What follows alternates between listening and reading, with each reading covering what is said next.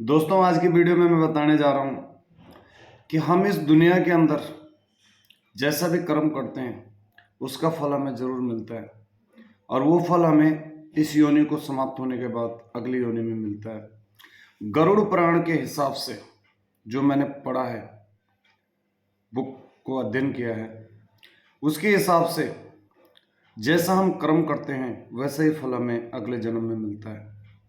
तो हमेशा इस अवेयरनेस को लाइफ में जरूर याद रखें। नंबर 1, मित्र के साथ छल करना। जो व्यक्ति एक सच्चे मित्र के साथ छल करता है उसको हमेशा जो अगला जन्म मिलता है इस योनि से मुक्ति होने के बाद, वो एक गिद्ध का मिलता है। वो गिद्ध जो पहाड़ों में रहकर रूखा सूखा मांस खाता है और अपना जीवन यापन करता है, तब उसे एहसास होता है कि मैंने आखिर ऐसा क्यों किया। तब वो उस योनि से बाहर आता है। नंबर 2, धर्म का अपमान करना। इस दुनिया में कुछ लोग ऐसे होते हैं जो अपने धर्म को सम्मान देते हैं और दूसरों के धर्म को भी अच्छा मानते हैं, लेकिन कुछ लोग ऐसे होते हैं जो अपने धर्म को तो बिल्कुल अच्छा नहीं मानते लेकिन दूसरे के धर्मों से भी चिढ़ते हैं। ऐसे लोगों को धर्म का अपमान करने पर हमेशा इस योनि से मुक्ति के बाद जो अगली योनि मिलती है वो एक श्वान की मिलती है, कुत्ते की। वो श्वान जो गली गली घूमते रहते हैं, भटकते रहते हैं, कोई उन पर प्रतिक्रिया नहीं देता, कोई उनकी बात नहीं सुनता। तब उन्हें पश्चाताप होता है कि आखिर हमने ऐसे कर्म क्यों किए।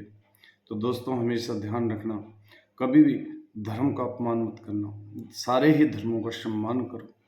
धर्म श्रेष्ठ होते हैं। Religion is a very powerful, ये अपने माइंड सेट में हमेशा रखना। नंबर 3, अपनों का अनादर करना। जो व्यक्ति अपनों का अनादर करता है, मनुष्य एक सामाजिक प्राणी है, उसे जीवन जीने के लिए समाज की जरूरत होती है, लोगों की जरूरत होती है, ये बिल्कुल सत्य कथन है। लेकिन इसके अलावा उसके माता पिता और गुरु, इनका तो स्थान ही अलग होता है।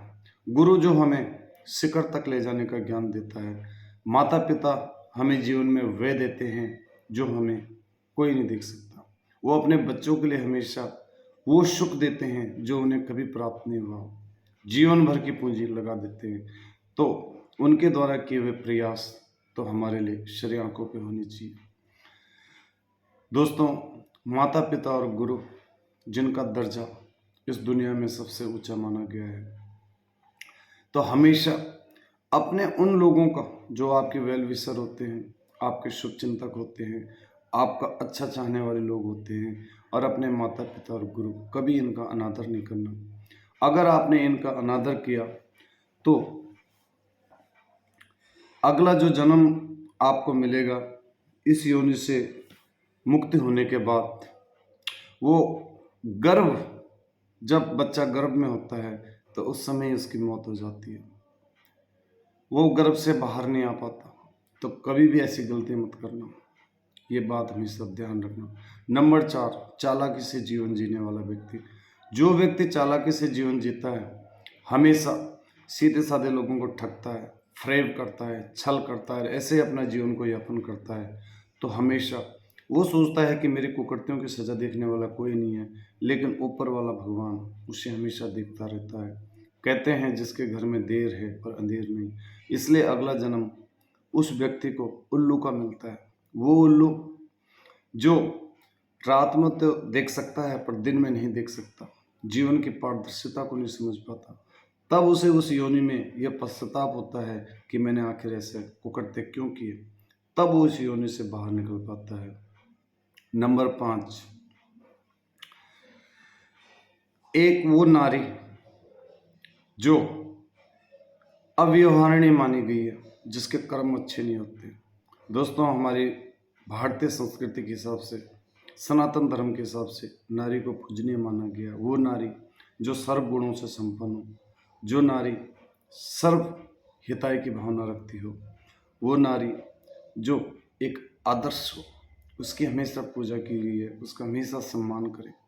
नारी हमेशा पूजा की योग्य होती है, लेकिन सारी नारियां एक जैसी नहीं होती। जो नारी एक अच्छी होती है, आदरणीय होती है, वो हमेशा काम वासना भी अपने पति के अलावा किसी दूसरे पुरुष के प्रति नहीं सोचती।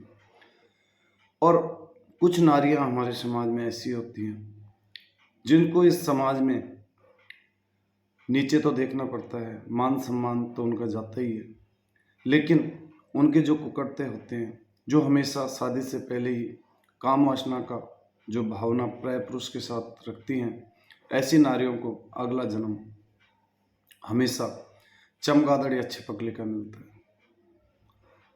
तब उन्हें उस योनि में एहसास होता है कि आखिर हमने ऐसा क्यों किया।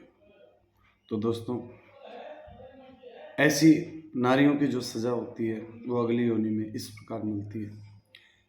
आगे बताया गया गरुड़ पुराण में कि जो लोग अपनों का अनादर करते हैं, यहाँ पे जो बात बताई गई है वो खास तौर उस महिला के लिए, उस नारी के लिए बताई गई है कि जब वो अपने मायके से ससुराल में जाती है तो जैसा सम्मान उसे अपने माता पिता को देती है, सेम वही सम्मान उसे अपने सास ससुर को देना चाहिए। लेकिन जब वो सास ससुर को सम्मान नहीं देती, घर में छोटी छोटी बातों से क्लेश करती है, तो उससे उसको कभी भी खुशी नहीं मिलती, वो हमेशा दुखी रहती है।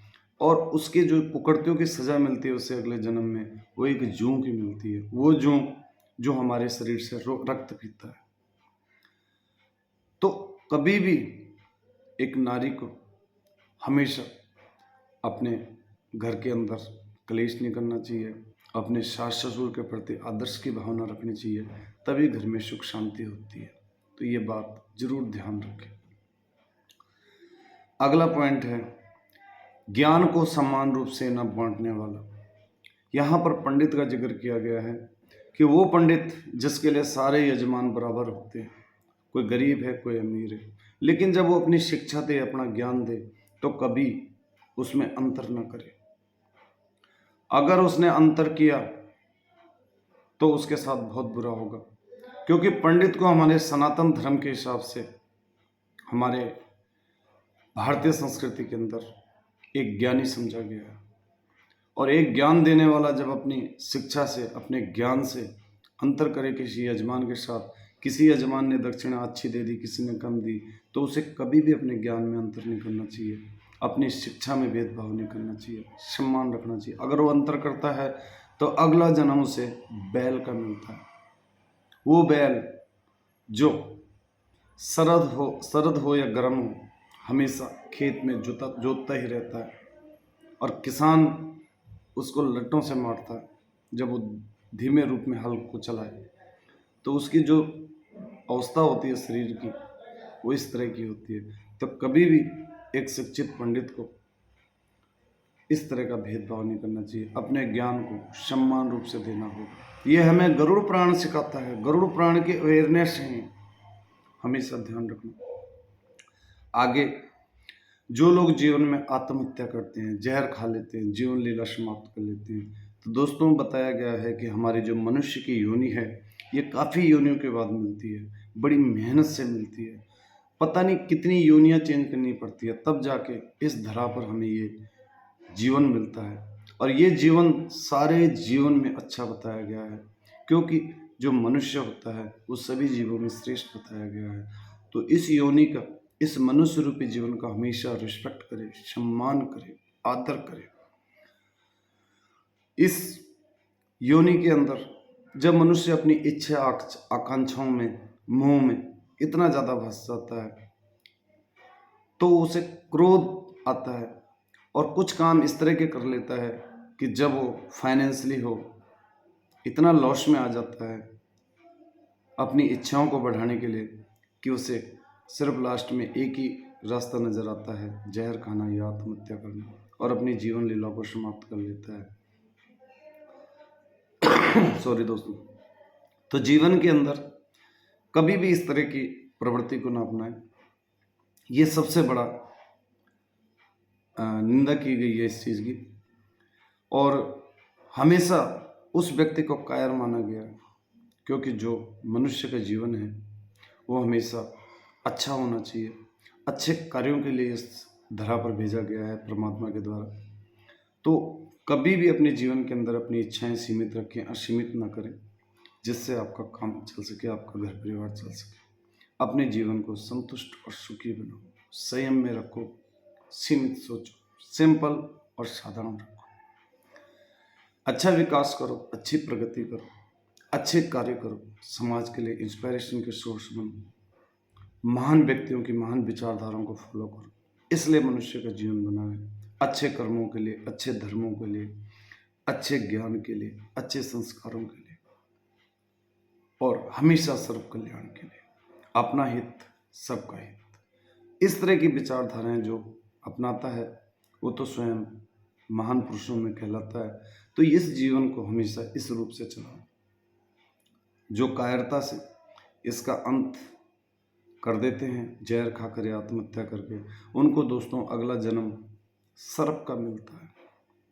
गरुड़ पुराण बताते हैं कि सर्प जो पृथ्वी पर रेंगता रहता है, तब उसे इस बात का पछतावा होता है कि मैंने ये कर्म क्यों करे, तब वो इस योनि से बाहर निकल पाता है।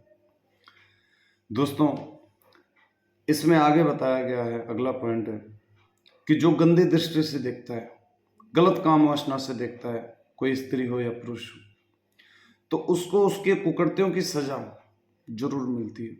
कुछ लोग इस जीवन में बहुत अच्छे होते हैं और कुछ लोग बहुत खराब होते हैं। जो नकारात्मक विचारधाराओं के लोग होते हैं, जिनकी काम वासना की प्रवृत्ति हमेशा बनी रहती है, यही उनकी लत होती है, तो वो ये भूल जाते हैं कि उनकी ये चीज़ को, कोई एक्टिविटीज़ को कोई नहीं देख रहा है, लेकिन उस एक्टिविटीज़ को भी भगवान नोट कर रहे होते हैं। जो लोग छोटी छोटी बातों पर गुस्सा करते हैं, अपना संयम खोते हैं, क्रोध करते हैं, किसी को वो शब्द बोलते हैं जिससे दूसरे की भावनाओं को आहत होती है, कभी कभी तो उनको जवाब उसी समय मिल जाता है, लेकिन अगर नहीं मिलता तो उनको जो अगला जन्म मिलता है वो एक गधे का मिलता है। वो गधा जो बोझ ढोता रहता है, चाहे दोपहर की गर्मी हो, चाहे सर्द ठंडी ऋतु हो, ठंडा मौसम हो, हमेशा उस पर बोझ ही लदा रहता है। तो दोस्तों, कभी भी अपनी दृष्टि को ऐसी मत बनाना, सबको सम्मान समझना, हर माता भाई बहन का सम्मान करना, संयम रखना, अपनी काम वासना को इस तरह की गंदी मत करना। काम वासना जो संसार को चलाने के लिए भगवान ने स्वयं रची है, ताकि ये संसार चले। अगर काम वासना नहीं होती, ना आप होते ना हम होते, बस उसको अपनाना एक संयम होता है जीवन के अंदर। उसको किस समय यूज करना है, वो एक जीवन की भूख होती है, एक इच्छा होती है। जब हमें ये अवेयरनेस नहीं होती कि हमारी बॉडी के जो सारे पार्ट होते हैं उनका क्या फंक्शन है, जिस दिन हम ये सीख जाएंगे उस दिन हमारी काम वासना संयम में आ जाएगी, क्योंकि बॉडी का एक एक पार्ट फंक्शनिंग करता है। बस हमें संयम और अच्छी सोच के साथ इस वासना का प्रयोग करना होगा। ये वासना, इसमें कोई गलत प्रवृत्ति के रूप में इस काम वासना को यूज नहीं करना होगा, नहीं तो भगवान भी नाराज होते हैं। काम वासना स्वयं इंसान से जानवरों तक होती है, लेकिन इसको अच्छे रूप में और संयम और इंटेंसिटी के साथ इस्तेमाल करें। एक शरीर की भूख है, एक डिजायर है, एक इच्छा है, और हमें अपने शरीर के अंगों का यूज करना आना चाहिए। उसके लिए समय और उन पाबंदियों का हमेशा हमें अवेयरनेस होना चाहिए, जो सही समय होता है, और ख़ासतौर विवाहित लोगों के लिए। उससे पहले तो ये काम वासना का मन में आना भी बिल्कुल गलत होता है, चाहे स्टूडेंट कैरियर हो, चाहे कोई भी कैरियर हो। तो दोस्तों, जो लोग इस दृष्टि को अपनाते हैं, इसमें ज़्यादा डूब जाते हैं, इसकी लत हो जाती है जिन्हें, और हर माँ, भाई, बहन, खूब सुंदर नारी को इस तरह के कुकड़ते नज़रों से देखते हैं, तो उनको अगला जन्म गधे का मिलता है। रिपीट कर रहा हूँ। इसके बाद आता है दोस्तों अगला जन्म। अगला पॉइंट, जो अन्न के घोटालेबाज होते हैं। दोस्तों, अगर आपको मनुष्य रूपी जन्म मिला है तो हमेशा अन्न का दान करें। अन्न का दान महादान बताया गया है। जो अच्छे लोग होते हैं हमारे समाज के अंदर, वो हमेशा कोई भी त्यौहार, जैसे नवरात्र का खत्म हुआ, नवरात्रा खत्म हो जाता है, उसके बाद बिल्कुल रोड पे भंडारा करते हैं, लाखों लोगों को खाना खिलाते हैं, उनकी पूरी टीम लग जाती है, और उसमें कई भूखे लोग, साधु संत लोग भोजन करते हैं। दोस्तों, अन्न का दान महादान। जो व्यक्ति ऐसा करता है उसे इस दुनिया में यश और मान सम्मान मिलता है, लेकिन स्वयं देवतागण भी उसके ऊपर से प्रशंसा करते हैं और उसका जीवन उत्तम योनि में जाता है इस योनि से समाप्त करने के बाद। अन्न का दान महादान। लेकिन दूसरे वो लोग जो अन्न का घोटाला करते हैं, अन्न को स्टोर कर लेते हैं, आम आदमी तक अन्न नहीं जाने देते। अन्न से हमारा जीवन चलता है, हम जिंदा रहते हैं। तो अन्न के घोटालेबाजों को जो अगला जन्म मिलता है इस योनि से जाने के बाद, वो एक छुचुंदर या चूहे का मिलता है, जो अगले जन्म में अन्न के दाने दाने के लिए तरस जाता है। दोस्तों, ये बताता है हमें गरुड़ पुराण। तो कभी भी अन्न का घोटाला न करें, अन्न का दान करें, भूखे लोगों को भोजन खिलाएं, तभी आप अपने को तो, दुनिया को तो प्यारे होंगे, स्वयं ईश्वर को भी आप प्यारे होंगे। अन्न का दान महादान है और अच्छे लोग यही करते हैं। इसलिए इस अवेयरनेस को लाइफ में जरूर हमेशा, वस्त्र दान, अन्न दान, अंग दान, ये सबसे बड़े दान बताए गए हैं दोस्तों। जो इंसान मरने के बाद अपने शरीर के अंगों को दान करता है, पहले ही लिखवा देता है, तो उसको अगला जन्म गरुड़ पुराण के हिसाब से बताया गया है कि बहुत अच्छा मिलता है। इसलिए अन्न का दान, अंग का दान और जो भी और अच्छे अच्छे दान हैं, इन प्रवृत्तियों को अगर मनुष्य रूपी जन्म मिला है तो हमेशा फॉलो करें, अपनाएं। कभी भी गंदे कर्मों से बचें, अच्छे कर्म करें, अच्छी इंटेंसिटी रखें। और दोस्तों, एक बात और बताई गई है कि जो लोग गाली देते हैं एक दूसरे को और कोई क्राइम करते हैं, वो क्राइम जो बहुत दंडनीय बताया गया है, तो ऐसे लोगों को बहुत गंदी सजा मिलती है। ऐसे लोगों को अगले जन्म में बकरा बनना पड़ता है, वो बकरा जिसकी जान कसाई के हाथों में होती है हर समय। इसलिए इस जन्म के अंदर अगर मनुष्य रूपी जीवन मिला है तो कभी किसी को वो शब्द न बोले जिससे कोई आहत हो, कोई हॉट वर्ड यूज न करें किसी माता बहन के लिए, और अपनी दृष्टि अच्छी रखें।